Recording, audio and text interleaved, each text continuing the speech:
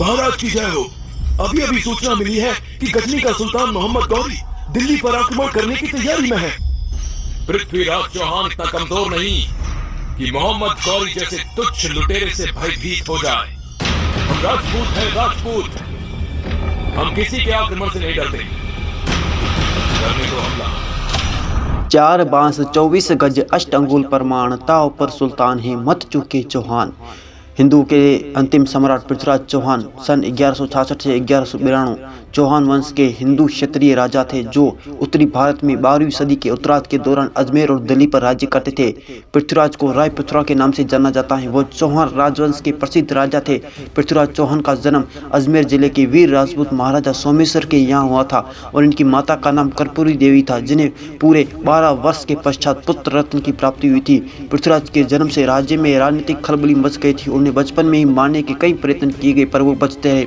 पृथ्वीराज चौहान जो कि वीर राजपूत योद्धा थे, बचपन से वीर और तलवारबाजी के शौकीन थे। उन्होंने बाल अवस्था में ही शेर से लड़ाई करके उसका जबड़ा फाड़ डाला। पृथ्वीराज ने अपनी राजधानी दिल्ली का नरनिर्माण किया। कहा जाता है कि पृथ्वीराज की सेना में 300 हाथी तथा 3 लाख सैनिक थे, जिसमें बड़ी संख्या में घुड़सवार भी शामिल थे। तराइन का प्रथम युद्ध गौरी की पराजय थानेश्वर से 24 मील दूर सरहिंद के किले के पास तराइन नामक स्थान पर युद्ध लड़ा गया था। तराइन के इस पहले युद्ध में राजपूतों ने गौरी की सेना के छक्के छुड़ा दिए। गौरी के सैनिक प्राण बचाकर भागने लगे। जो भाग गया उसके प्राण बच गए, किंतु जो सामने आया उसे गाजर मूली की तरह काट डाला। सुल्तान महमूद गौरी युद्ध में बहुत तरह घायल हो गया। उसने अपनी तुर्की घोड़े से वो घायल अवस्था में गिरने वाला था कि एक युद्ध कर रहे उसके सैनिक की दृष्टि उस पर पड़ी। उसने बड़ी फुर्ती के साथ सुल्तान के घोड़े की कमान संभाली और कूदकर गौरी को घोड़े पर चढ़ा गया और घायल गौरी को युद्ध के मैदान से निकलकर भाग गया। नेतृत्वहीन सुल्तान की सेना में खलबली मच चुकी थी।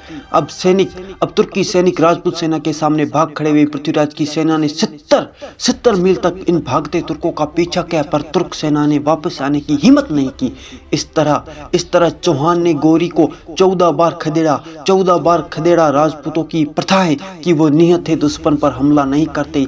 इसी का फायदा उठाकर गौरी बार बार हमला करता, बचता गया और सम्राट चौहान के पैरों में गिरकर माफी मांगता रहा। पृथ्वीराज चौहान द्वारा राजकुमारी संयुक्ता का हरण करके इस प्रकार करने से ले जाना राजा जयचंद्र को बुरी तरह कचोट रहा था। उसके हृदय में अपमान के तीखे तीर चुभ रहे थे। वह किसी भी कीमत पर पृथ्वीराज का विध्वंस चाहता था, भले ही उसे कुछ ना क्यों ना करना पड़े। जयचंद्र ने राजपूतों के सभी भेद खोल डाले और गौरी को खुलकर मदद की।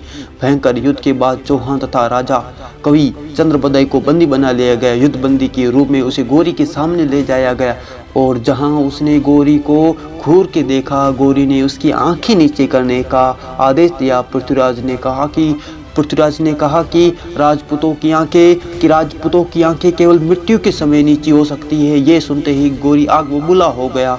होते ही उसने सैनिकों को लोहे की गर्म सरियों से उसकी आंखें फोड़ने का आदेश दिया।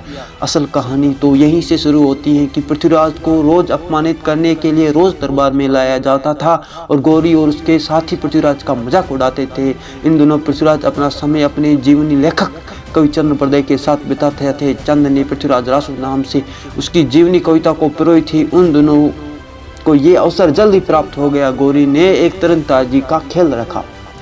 अपने यहाँ आयोजित करवाए पृथ्वीराज ने भी खेल में शामिल होने की इच्छा जाहिर की, परंतु गौरी ने कहा कि वह कैसे बिना आंखों के निशाना साध सकता है। पृथ्वीराज ने कहा कि ये उनका आदेश है, पर उस समय गौरी ने कहा एक राजा ही दूसरे राजा को आदेश दे सकता है। तब चांद ने पृथ्वीराज को के राजा होने का वृतांत कहा। गौरी सहमत हो गया और उसको दरबार में बुलाया गया। वहाँ गौरी ने पृथ्वीराज से उसके तीरंदाजी कौशल को प्रदर्शित करने के लिए कहा। चंद्रबदाई ने पृथ्वीराज को कविता के माध्यम से प्रेरित किया और इस प्रकार कहा कि 4 बांस 24 गज अष्ट अंगुल प्रमाण, ताव पर सुल्तान है मत चूके चौहान। पृथ्वीराज चौहान ने तीर को गौरी की सीने में उतार दिया और वहीं तड़प कर गौरी मर गया।